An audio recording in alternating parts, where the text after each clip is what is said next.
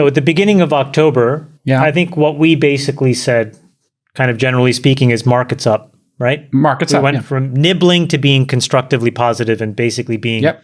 positioned long. Here's this really interesting setup.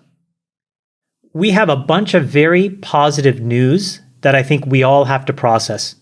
First positive news was that inflation ticked down. Now, here's what I'll tell you. There's a caveat here. I talked to a bunch of pretty smart sharps on Wall Street. And, two things. Number one is they all gave credit to David Sachs, and they said Sachs was totally right. Double dip recession is coming. But then they said, tell Sachs that we think that these are the sharps.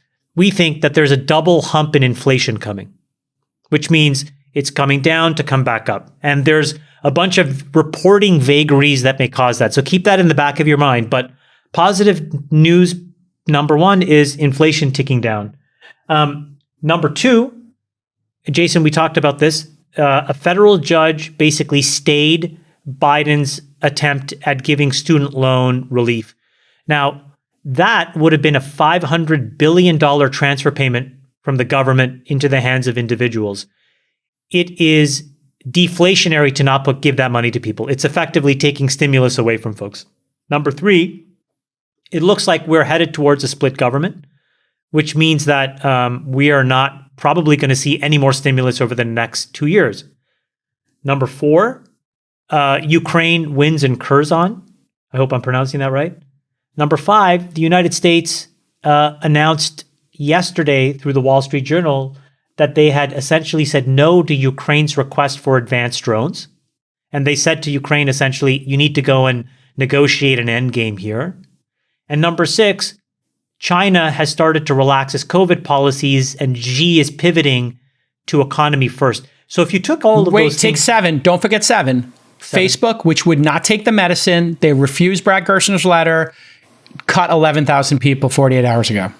I don't think Facebook matters that much, to be honest with you. Well, but it matters that big tech is, and they're taking it matters to the us, medicine. but it doesn't matter to the economy, to be completely honest. I think it does if people are going to start cutting jobs. But okay, keep going.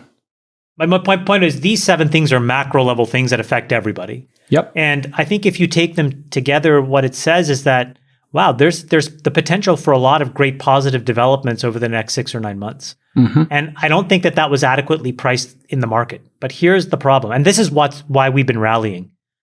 The problem is that most of this rallying has been because of a bunch of short covering by folks who were pretty pessimistic and negative after the last few inflation prints.